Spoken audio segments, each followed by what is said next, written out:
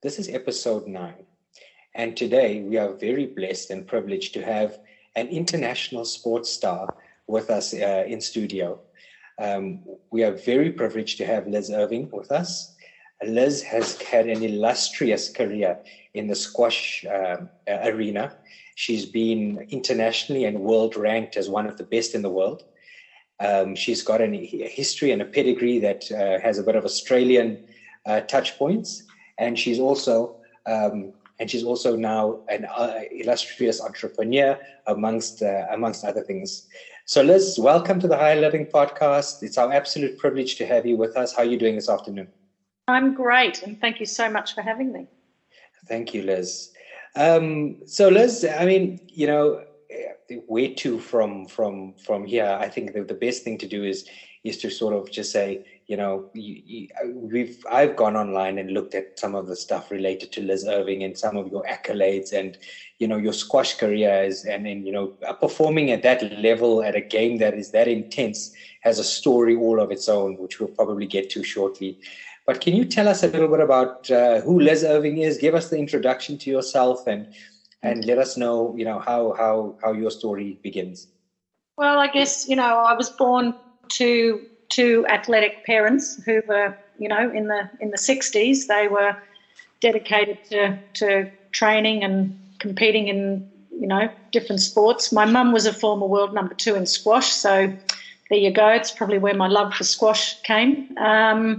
And my father was a really good all-round athlete, a top-grade tennis player and, all that sort of stuff, a good runner. And so, I was just kind of around sport all my life growing up. And, once that's in your blood, there's no turning back, is there? So, I grew up at a squash centre. My mum and dad used to run a centre in New South Wales. So not soon after I was born, I was kind of around the squash club.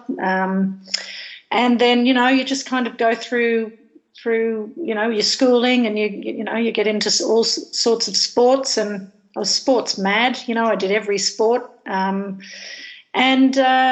just kind of fell in love with the whole thing with squash in the end. I found it probably fairly easy as a top junior. And, when you're a kid, you kind of like to, if you're winning and you're feeling good about that, you tend to gravitate towards the things that you kind of excel at more naturally, don't you, I guess. It just became, an automatic process to then look at becoming a professional squash player, after being Australian junior champion and going through that whole process as a junior.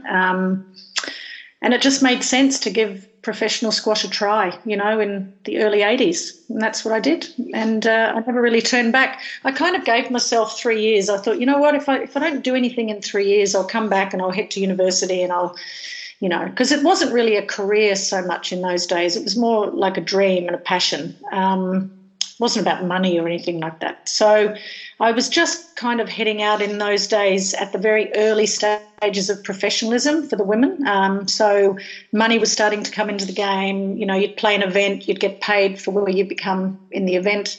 And that was just the very early days of it. And I just took a chance. And within 3 years, I was top 5 in the world. And I started to make a living out of it, and I started to think, well, this is pretty cool. I'm playing a sport I love. I'm making a living. I'm able to travel the world. I'm meeting incredible people. And, it just kind of was fulfilling my dream to be world champion, which was my goal. And did you become world champion? I was number 2 in the world, and I am a world champion in doubles, mixed doubles squash, and I'm a world champion playing for Australia. We were the world teams champions for 10 years. So our women's squash team at that time is in the Australian Sports Hall of Fame. So we were one of the most successful female sporting teams at that time. So we had a great, So, yes, I was a world champion. So I did fulfill some dreams, That's amazing, Liz. That's an amazing story. And, there's so many questions that I have around what it takes to perform at that level and, just the mental grit and the mental toughness that one needs to have, because often at that level of the game, it's that, it's who makes the first mistake sometimes. It's who when that last point is on the line, whose mental game can keep it together, because often the physical game is something that has been drummed in over and over and over, but it's the mental aspect that lets one push to that level, or is the prohibitor for one getting to that level. But before we get into that, it's very interesting that you say that both your parents played sport. Your mum was also a world champion squash player, and your dad played a very similar sport, which is arguable, I guess, which is tennis, but I guess the mechanics of it are very similar. What's your thoughts on genetic memory and the fact that you found it so easy to play this game? Yeah, do you feel that it's something that you benefited from in terms of an inheritance from your parents? Absolutely. I mean, I was around sport all the time, and as a kid, you're just taking it in, and you're learning stuff without really knowing you're learning it. And I was an all-round athlete. I was good at all racket sports. So, I still play tennis today. And funnily enough, I hadn't played for many years, because I was, training at squash and devoting all my technical expertise in squash. So I didn't play tennis for probably 20 years. And I've just started playing again about 3 years ago, and I haven't lost my tennis swing. And that's quite incredible. I'm probably playing better tennis now than I was 20 years ago. So wow. It's those muscle memories, when you do it as a kid, and it's so important, I think, and we'll talk about the coaching side that I've been heavily involved with for the last 20 years as well. But I think when you're coaching, kids, if they're only doing one sport from a very early age and they're not kind of going across other sports, I think it's limiting for them. And I'm a real believer in kids should be having a go at everything, I was on the hockey team at school, I was captain of the softball team, the hockey team, the tennis team, all racket sport teams. It just came natural to me because I had those early learnings of that functional movement, So, I think it's important, not just thing, but exploring and learning different aspects of all sports, when you're a kid and developing.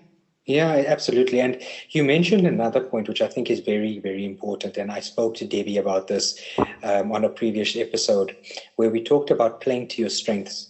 And often we find that people, whether it be in a sporting world or whether it be in the professional world or any industry, we find that people are sometimes more fixated on their negative aspects or the weaknesses, if we can call it that, in terms of developing the weaknesses. But there's such a strong business case and to developing strengths, because strengths leads to exponential results. And I think that the mistake that some people make, and I'd like to hear your opinion on it, is that when they embark on choosing a career or choosing an aspect of their life that they focus on, there needs to be such a cognizance for what it is that innately you're naturally good at. What have you been given down in your gene pool that can make you successful? And my view is that if you do something that you are naturally good at doing, the enjoyment factor of it is so much better because you excel at it. Did you find something similar in your career? Absolutely. And I think that's such an important point. And I think, certainly working with athletes at high end, they tend to get very focused on the negative. So let's say, for example, and I coached for many years, and we will talk about that. But if a player comes off they've played a match, they've lost, right? And they come off and all they do will focus on what they didn't do right? So when you're reinforcing what you didn't do right or what you didn't do well, let's say there's no right and wrong, but what they didn't do well enough to win points, if they're focusing on those moments of what they didn't do well to win the point, they're forgetting about all those wonderful moments that they actually won the points and how to make that the most important thing. So you come off, you've lost, you focus, okay, I lost. Right, what did I really do well today? What if I would do more of that is going to help me get a better result rather than focusing on what I didn't do well? That's not really positively impacting you for your next performance, is it? So that's something that I've become very aware of, and I always tried to turn that round with my athletes, when I was coaching them. And that is just sort of the that's almost the cornerstone of what makes us human beings. And it's not only in the sporting career, it's also in relationships, it's in business, it's in all aspects of it where, there can be 10 things going right in a person's day. And there could be this one curveball that comes out of nowhere. And all we see is the curveball. All we focus on is on the curveball. We forget about the wonderful 10 things that just unfolded before our eyes. And I think that, for me, I've also got that quite a lot of that built into myself quite at a core level. And what I try to do is just try and, when you get into that curveball, is stop and just stay in the now and try and stay in the present and try and look at what's happening in context to what has happened and just realize that, life is also very short. Issues will arise. I mean, what fun would it be if life was just sunshine and rainbows every day? So it's sometimes embracing these things, but like you say, focusing on the positive so that we can do more of the positive. That's right, and then that's what wins the games, and that's also like what you're talking about in life. When you stop playing a sport professionally, you have to view life very differently, and you have to make changes and grow in another way, have different goals in life. And, that's very unsettling. So I think, you're right. But people's framework is, we're all different. And some people see things through a different lens. And, when they do think in that more negative structure, then you hope that they can work out at some point that if they can learn to work at changing that lens that they're looking through life at, then it can and positively impact their life rather than getting caught in the negative. So it's easy to say that these things really help, but I think people have to really discover their own blind spots to this and really think, okay, I've got to discover how to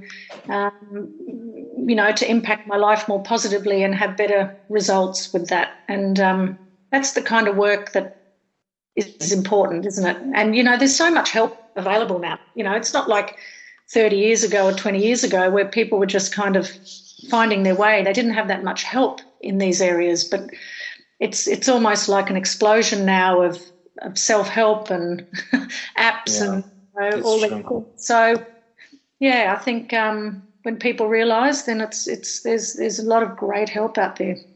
True. So just coming back to your family life, so have you got siblings? No, I'm an only child. Okay. And do you think that being an only child is something that also allowed you to, because I've noticed, this is my opinion, I've noticed that only children tend to become adults quicker than kids with siblings. Yeah, you use a lot with adults, for sure. But I think also I used to living in a fairly calm environment and, you're not brought up really battling away with siblings and all of that. So it really is a different. It is different. Yeah. Okay. And you mentioned something, and now let's go into a little bit into the squash, competitive squash. You mentioned goals. I mean, when you started playing squash, and you could see that you had a natural affinity to it, and you could see that you had potential to go the distance. Did you always see the goal to be a world champion? Was that always the goal? Well, your goals kind of grew, like when you start to. So when I went on to the tour, the first year I got annihilated by everyone. They were all seasoned players. I was just a young player coming through. The game. It requires, a certain level of experience and maturity. It's a fairly intricate sport and it's a very tactical game. So the more maturity you grow in the sport, So I went out there, got killed by everyone. And I came away from my first season over there and I thought, okay, I've learned a bit there. I need to find myself another coach that I can work with. I've got to get fitter. So I was really driving that all the time. And I guess in the back of my mind, the ultimate goal was I wanted to be world champion. So, you'd go out over the season for 3 months to Europe, and I'd be on the plane coming back to Australia and thinking, right, okay, I've assessed my performances. What do I need to do next? What are my next steps? So I was very much involved with doing that myself, and I don't know where I got that from, to be honest. It kind of came naturally to me to do this. And just incrementally, just driving towards that goal. And I guess the goals are different. You've got your short-term goals and your long-term goals, haven't you? So my ultimate long-term goal was to try and be world champion. And my short-term goals were my stepping stones to ultimately get there. Yeah, it's interesting. Hey? There's always that baptism of fire at the beginning of something that leads you to somewhere great. I call it the darkness, to be quite honest. And at the beginning of, regardless of how much talent you have, in my opinion, there has to be the journey through the darkness to earn it. That's it. And without that journey through the darkness, that darkness almost tests you to see how much you really want it. And I find that people, even in the professional world, they go into the darkness, and sometimes they just are unable to push through the pain because it is painful. I mean, I can only imagine that you getting annihilated in that first year was a massive blow to your self-confidence, to your belief, and to other aspects that you had to rebuild. Absolutely. And I think that's, the belief in one is so important. I didn't come away from that first year thinking, oh my God, I'm not good enough. I just came away from that first year going, right, I've learnt from that. I know what I need to do in my next step. Yes. And that's the mindset of a champion, eh? I mean, that is the mindset of a champion. Self-belief is critical. If you don't have self-belief, you may as well just forget about it and go and do something else, because in sport it's so much about self-belief and getting through the darkness, as you said, and it's the same for life. We have struggles all the time, and we can go to extremely low points, but if you've got this kind of deep inner belief, you'll get yourself out of it no matter what.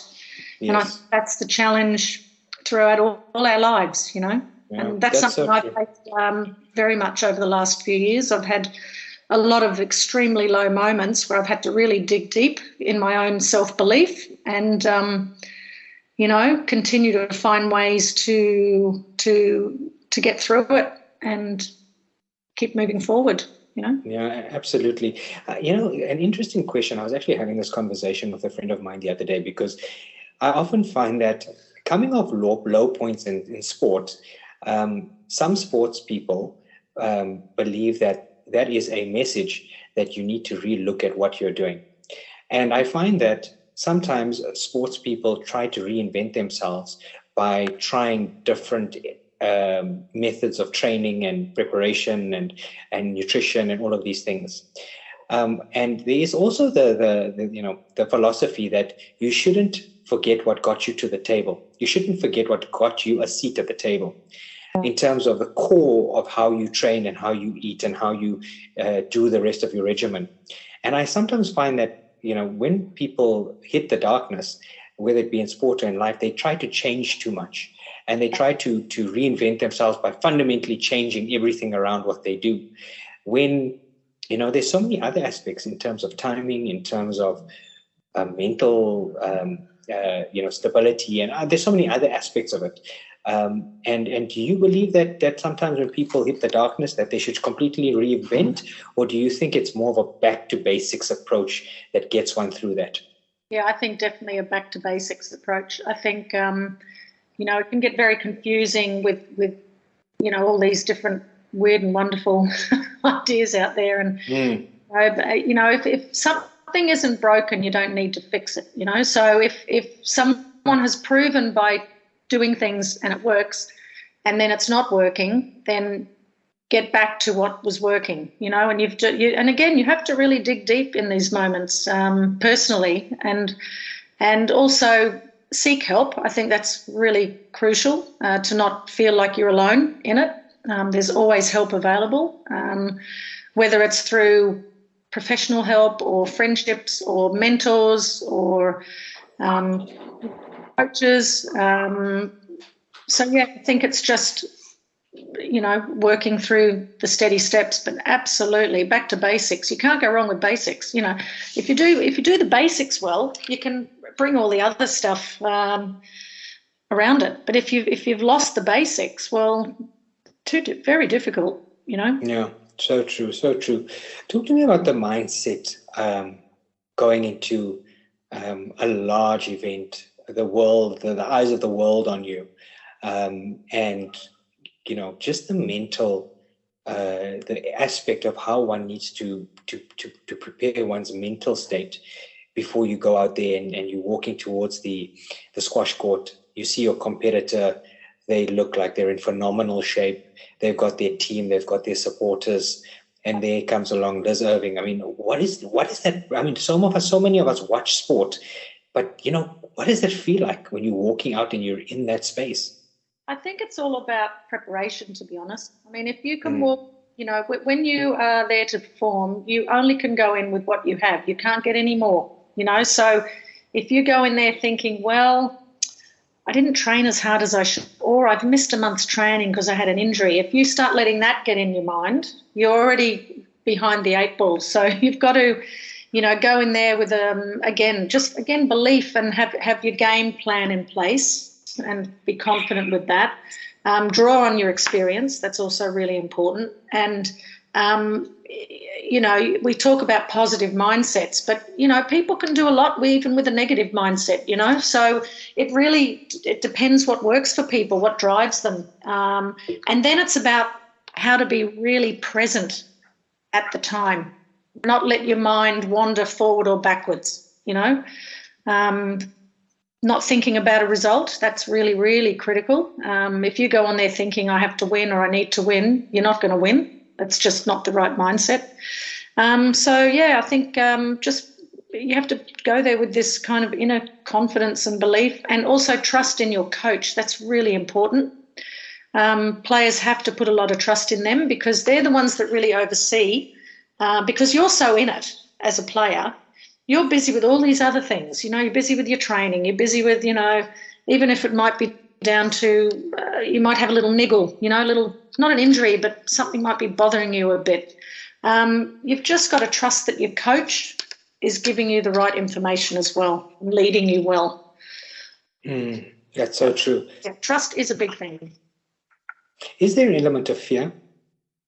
And I guess it's a two-part question. The first one is there an element of fear? And that is connected back to the question around the comment you made about working with, if you've got a negative mindset, naturally, how do you work with a negative mindset in terms of getting a positive result?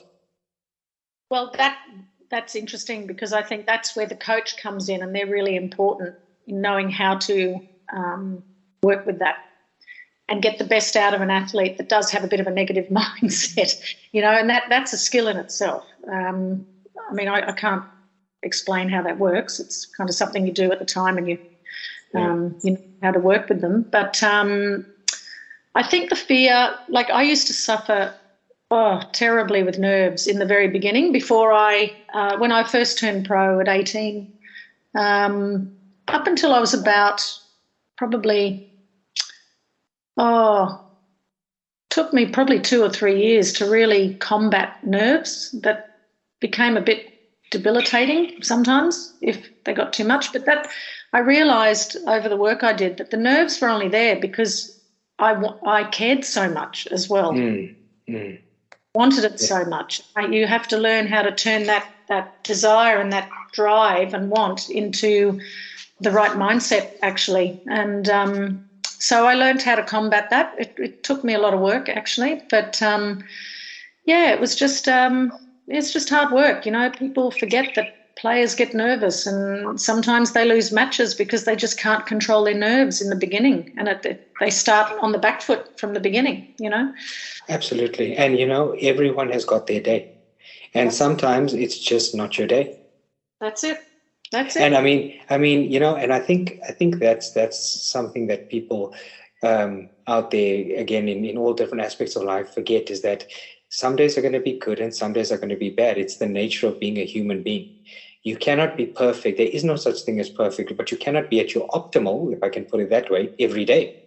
And sometimes you just have to dig deep and try and be the best that you can be on the day. That's it. Yeah, absolutely. And have you ever been in a situation where you've done all the hard work, you've prepped, you've ate well, you've ticked all the boxes, then you've walked in to play your match, and you just weren't feeling it. It was just an off day. Yeah, absolutely. Yeah, absolutely. And those are the moments that you learn. You don't really learn from you actually learn from your losses, to be honest. The losses that keep you going forward. It's not, winning's great, but I mean, it's not the be all and end all, but we're there to win. But, we're certainly not there to lose. But if we do, then that's where you've got to really start to learn from it and to keep moving forward in the right way to win. Yeah. Embrace the failure. Yeah. Embrace the failure and embrace the lesson. Yep, absolutely. Yeah. And I mean, what was your most proud moment? If you could look back at your career, what was the one thing that you look back and say, wow, I never expected Liz Irving to do that? Well, I think for me, it's not so much the results, but I think I played with a lot of integrity, and I think I was a really honest player, so I'm proud of the way I got on. Yourself. Yeah, I got on well with everyone. I never had any conflicts with players outside of the court, on the court. It was just, that's probably what I'm proud of, actually, the way I carried myself on and off the court. Yeah. Those of you that are listening, please pay special attention to what was just said right now. That is a pearl of wisdom. It is not the result, but it's how you play the game. Yeah. And I think in today's world, to hear somebody that obviously has got quite a competitive focus as well, being, getting to that level of the game, to talk about the ethics and the values and the integrity of how one plays the game, be that the game of squash or the game of life, is something that we all need to listen to very carefully.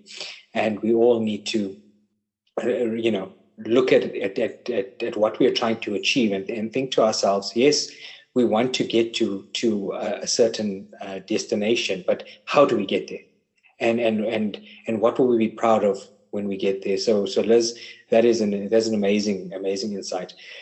And then my last question, regarding your squash career before we move on to other aspects of what makes Liz Irving, is if you could go back to that young kid that was going to take over the squash industry by storm, but hadn't really made it big yet, and you could tell her one thing, what would that be? Oh boy, gosh, there's so many things, I guess. I think that the biggest thing is to love every moment, enjoy the ride, because, nothing lasts forever. And, sport, that's becomes your whole life when you're in it, but it's not your whole life. It's kind of like it's a small part of your life. And then once that finishes, you move on to other things that become a part of your life. So I think that just enjoying every moment and, enjoy the ride, because I'd do it all over again if I could. It was the best years of my life as a professional player. I loved every minute of it. So, yeah. That's amazing. And so when did the squash career officially end? 2002. So a long time ago now. A long time ago. And was it a difficult move at the time for you to make? It took me a long time to really finish, because I loved it so much. And for me it wasn't about having a ranking where I needed it to be. The height of my career finished around probably 98 is when I started getting injuries. So it took me 3 to 4 years to really hang up my racket and get off the tour. But in the meantime, I started coaching. So I really kind of then did both. I coached Played the odd tournament every now and again because I just loved it. And I also wanted to represent Australia at the Commonwealth Games in 2002, and I targeted that as my retirement year. So I just did what I needed to do to make that team, which I did. And, it was just really, it was great. I really loved the whole experience of playing in my first Commonwealth Games because I missed the first one that squash was in 98 in Kuala Lumpur because I had a shoulder injury. I had to have an operation. So I missed out on playing, which I would have been playing in Kuala Lumpur. So I then realised that after that I thought, well, I'd really love to experience playing in the Commonwealth Games because it was such a new thing for squash then. And so that was my goal, to just make that team and experience playing the Commonwealth Games for Australia. And it must have been a surreal experience. Oh, it was wonderful. I mean, the energy, it's just unbelievable when you walk in, and it's just so exciting, being around all these incredible athletes, and the way that the whole event is run is just incredible. So to experience that, I mean, you're on a high for weeks and weeks after you finish the Commonwealth Games. I'm sure. Yeah. And now you've got off the high, you've finished the Commonwealth Games, you hang up the towel, as they say, for retirement. And then what does Liz Irving do? Well, I was coaching. I got offered a position in Amsterdam at a club called Squash City, which is probably one of the best clubs in the world. It's a centre with 13 courts and just incredible facilities, right in the middle of Amsterdam. So I kind of set up shop there and started coaching. I did it just for a year, just to actually enjoy living in Amsterdam for a year and experience Europe rather than always the winters. And then after I'd had a year there, I just thought, I'm really loving it here. I'd met some wonderful people. I actually loved coaching. And I just sort of thought, well, maybe I'll stay another year. And I did. And then I started working with the Dutch number one as well in women's squash. And I then thought, wow, I've really got something I can offer here. So I started my own academy for female professionals to come and train. And then I had girls from all over the world coming to train with me there. And, it was really great. I had a really positive impact on their careers. And then I started working with a young Malaysian player called Nicole David, who, we ended up having an amazing coach-player partnership for 17 years, I think it was. Wow. 17 years. I kept telling her if she wanted to go to another coach, it's up to her. She doesn't need to stay. She was just this amazing talent, and we ended up just having an amazing ride together where she was 8 times world champion, 9 years world number one uninterrupted. Wow. And we are the most successful female coach and female player partnership in all sports, I believe. So, so that Sorry, was... just to clarify, is that in all sports? Yeah, I think so, yeah. Wow, what an achievement. There's been no other female coach and female player had the record that we've had together as a player. Wow. And that must be a testament to the quality of the relationship that you guys had, probably on and off the court as well. Absolutely. She trusted me, and I think that guided her really well. And we're both very similar, she's an amazing kid. She's humble. Her integrity is incredible. She's just a beautiful person, on and off the court. And I think that's probably why we really, we talk about integrity and those sorts of things. And I think we were very aligned in that. It just really worked. And as I said, trust was a huge thing. She trusted my guidance. And, it was just a wonderful experience, And I think it's also about the circle of life, We and this is typically happens in the corporate world and in other spheres as well, where one hits their peak, the focus is all about self, and then you hit that peak and you peak, and then there's the slight decline, and then one needs to make a decision around how much one goes through before one calls it a day. And then the satisfaction is around helping others succeed, and there's the reaching down and pulling someone else up. But in that process of reaching down and pulling up, it's not easy for both parties, because there's the teaching element, but there's also the acceptance of teaching from the other party. And that dynamic is something that can be very challenging, especially when you have somebody who's got a massive amount of talent. And have you experienced that when you were going through your coaching? Yes, I mean, you've got players that listen to you, and players that don't listen to you, and all you're there to do is help them to basically achieve their full potential while you have them, And I think also what really worked for Nicole and I was she just, the trust thing is really important, but she believed me.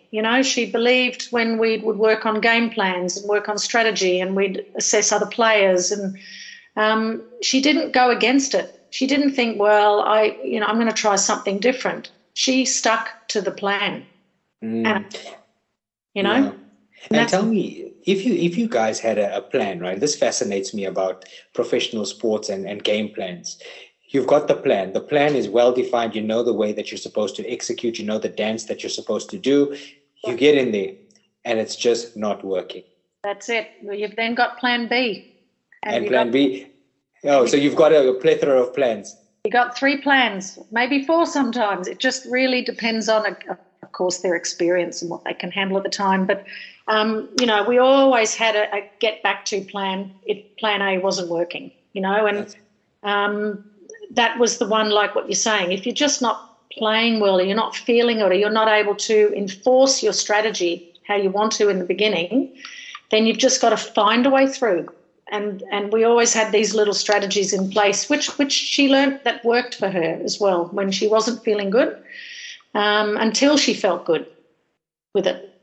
So that was interesting. But she was just an incredible athlete mentally. I mean, she was able to, what she could do mentally was I hadn't seen anyone do before. I mean, to be number 1 in the world for 9 years uninterrupted, never being number 2, but number 1 was just incredible mental focus, which, is, it's very unique in sport.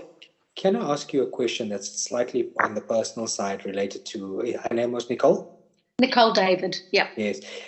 Outside of squash, how did she balance things out? Well, that's the funny thing, because she was so good mentally, she had to be fully not distracted by anything outside of that realm for that period of time. And I think, and that's a big ask for any athlete, and that I certainly wasn't asking that of her, but that was what she wanted to do. But, at the moment, other aspects of your life, you want to explore, or you want to, and once they start to come in, that's very hard for an athlete when they've maintained such a high level of focus and concentration in their life, gets a bit distracted with other things, which is normal. I mean, it's not a bad thing. It's a good thing. But that's when the cracks start to appear in an athlete, if they're not able to manage, they need to be 100% to be where they are. If they're at 80%, they find it very hard to maintain the level of consistency that's required. So, that's just a normal thing. 9 years of it, boy, that's incredible ask of anyone. So absolutely. Absolutely. The other aspects of life, if you ask me. So 9 years is a big ask. Is to realize what it takes to be at that level. It means eat, sleep, breathe. That's the sport. It's around consistency, not on some days, on the days when you're feeling good and the days when you're feeling bad. Especially the days you're not feeling good. That's when it's even more that you're able to perform and get it done. Yeah, and it's also about consistency of the process that you undertake every day. So you need to have a structured regimen, I can only assume, and that needs to be executed in a manner that is consistent every day. Yeah. I always, when people ask about, how she trained and everything, the first thing I always say is she never, ever missed a training session, ever. She never said, I can't do it today. I don't feel up to it. Never. She was a born champion. Yep. And that was my next question. So you led me into it beautifully. Do you believe champions are born or champions are made? First part of the question. Second part of the question, does talent trump effort? Yeah, I think definitely champions are born. They're made as well. But talent does not get you there. It's effort. Talent is a wonderful gift, but if you don't put the effort in, forget it. But if you've got talent, it's a winning combination. Sure. Yeah, that's very interesting. That's very, very interesting. And so then you go, you finished your illustrious career. You coach one of the greatest, I can only assume, in terms of Nicole Davids. And when does Liz, the entrepreneur, start to emerge, and specifically your business around Squash Labs and what it is you offer in that space? Yeah, well, look, I think after being in the sport for, since I was born, so I'm not going to tell you how old I am, but a long time. We won't ask. We are not that politically incorrect. Decades, let's call it decades. A few. I just realised, it was about 5 years ago, I thought, well, look, I've got all this knowledge and there's so many people that are kind of playing around with the sport that just don't have the resources, and wouldn't it be great if I can help with some resources and help people learn the game in a really nice, efficient, informative way.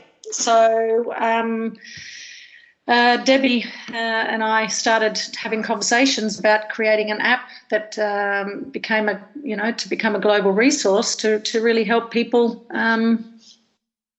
pick up the game, and for those already in the game to help up their skills and all that sort of stuff. So Squash Lab was developed. It took a couple of years from concept to getting in the App Store. So did a lot of research, a lot of planning out. We had to do a lot of filming, and I'm really proud of the original product.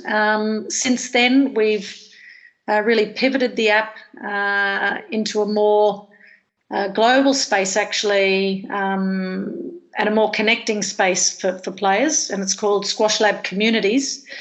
And it's really about supporting the growth of squash communities and also helping assist clubs and federations to have greater access to their players and help with, showing numbers in the sport and all sorts of things that we've got within the app. So it's just a really great platform, and it's only growing. We've just teamed up with World Squash Day, which is in October 12th. No, 5th, oh gosh. October 15th, sorry. And that's a global campaign, which today is probably going to be the first real awareness campaign that we're going for. And look, we could have an engagement of over 1 million players learning about Squash Lab communities and how we can support World Squash Day and beyond, and help really grow participation at grassroots level. And that's what we're really dedicated to, is helping grassroots squash. So you've got your, I don't know how many people are playing squash worldwide. They say 20 million. I'm not sure if the number's correct, but, let's say junior development and elite squash. I mean, that's really only probably 1% of the community, to be honest. So we're really there to help the 95 to 99% of squash players globally learn the sport in a really dedicated learning environment and help them with resources to have better retention, find courts, find clubs, find players, find a coach, all that stuff. So, yeah, the app is fantastic. And, I would say that every squash player should have it in the palm of their hand.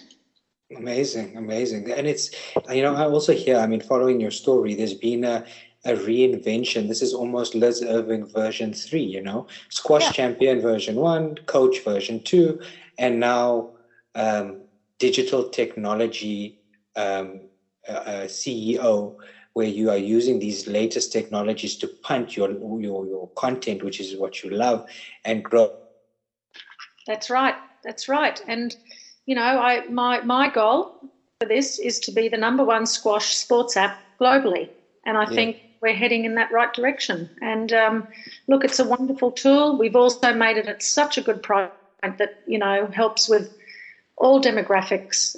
It's not, you know, we've really brought the price to be just really super affordable for everyone, you know, involved in the sport, whatever country you're in. So, you know, I see it as a part of give back to the sport as well. That is really important. So, yeah, I think we're really heading in the right direction now and look, the most important thing is that people hear about it. And that's always the hard thing, isn't it, with apps? How do people hear about it? Sure. That takes a lot of time and effort and costs as well, marketing costs. But, you know, we're really dedicated to getting this out as much as possible. Yeah, that's amazing. Tell me, at each one of these reinvention points, we talked about the darkness earlier. Did you feel that you went through a point of the darkness at each one of these reinvention points, at each one of these crossroads where you had to cross into a new chapter of Liz Irving? Was there a period of pain that you had to go through? Yeah, there was. You know, I mean, when you lose the goals and you start to just live without them, when you're so used to having them, even as a kid, you have to then at some point realise, gosh, what am I doing? I need to get some goals again, and how can I help, you know, based on my knowledge and experience and the love of the sport, and where can I go with this? How can I give back? How can I make it a little difference again? How can I feel good about what I'm doing, you know? And that's probably the way I've always worked. I also invested in F45 studios in Amsterdam, like 2 studios. That was very hard during COVID. Unfortunately, we just lost one of our studios, but our main flagship studio is really growing and doing well. So, you know, that's great. And again, I went into F45 studios because I love what it gives to people. It changes people's lives, really. I've seen it firsthand, time and time again, where people have come into the studio. They are maybe, you know, they've had a burnout or they've had a trauma. They have weight issues. Whatever it is, they come in, and I'm not kidding, 2 to 3 months later of having support for their health and well-being and fitness, they come out of it as completely different people. Amazing.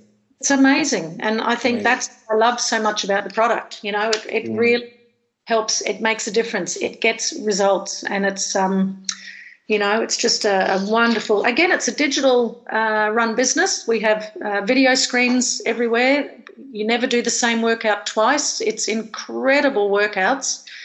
And we have incredible trainers on the floor. So it's really like having like a personal training experience in a group environment. So, you know, you get to train unlimited through the week.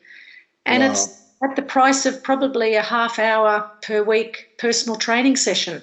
So the price point's incredible. The results are amazing. And it's just an incredible community as well. And it's very community driven, which, again, this is what we've done with Squash Lab communities, is this platform is going to continue to grow to be an incredible community platform as well. So that's the direction it's going. Also, so yeah, I think maybe that's something within me. It's, you know, I love the squash community. The app is community driven. F45 is very much about community and helping people. So these were very obvious choices for me, I think, to head into that space after my squash coaching and squash playing career. And tell me, I mean, you're having an online app and creating an online community using technology. The skills required to do that is very different to the skills required to training squash or playing squash. So how did you overcome that gap? I heard you mention that yourself and Debbie, who is a technocrat and who understands technology well, yes. Was she very critical in terms of you establishing this platform? And what I'm really trying to understand is, when one is trying to get something off the ground, one tends to want to do everything oneself. But how important was collaborating with specialists who could help you do this and join you on this journey to help you grow this? 100% absolutely important. I am a great delegator, by the way. I'm not one that can do it all, so I have no issues with that. And, this would never have happened without Debbie being the kind of the brains behind, how to code this actually, and how to have it running in a simplistic way, but yet have so much room to grow as well. And that was just like lots of conversations and, brainstorming sessions and, getting my thoughts down on paper and then Debbie formalising it. And so, no, we worked so well together. And I think that's, very important then to bring in key players as well to help you get into the next steps. And that's where we are at the moment. We have an amazing innovation team in Brisbane that we're working very closely with, how to really pivot the app and go in incredible directions. And, it's just, and we have our marketing girl, Sarah, who's part of our business as well. She's, great with marketing and the digital side. So, look, we're getting it right, Okay, fantastic. Liz, it's I can't believe we're out of time, but we've got a few minutes left. It's been such an interesting conversation. I think the number of key takeaways that I think our community is going to benefit from in terms of just your life experiences is quite significant. So thank you for being so open and sharing it with us.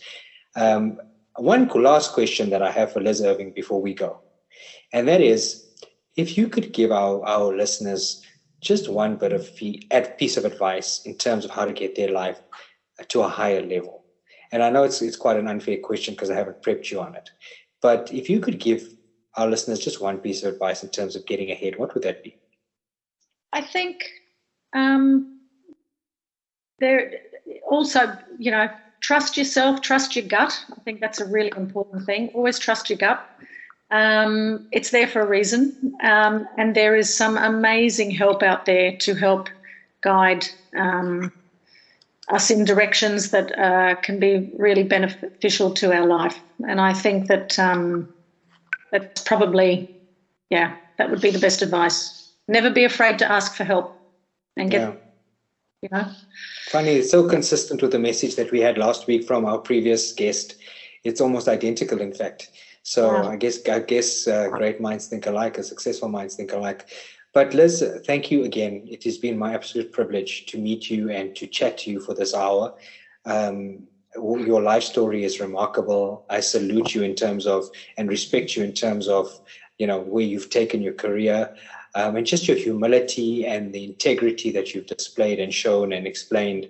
Thank you and well done on such an amazing career. And I wish you all the best and all the success in terms of your Squash Lab business. Guys, check out Liz's website on squashlab.net. I'll share the link in the description below. But Liz, thank you so much again. And we wish you all the very best. Thank you so much, Sean. It's been lovely chatting with you.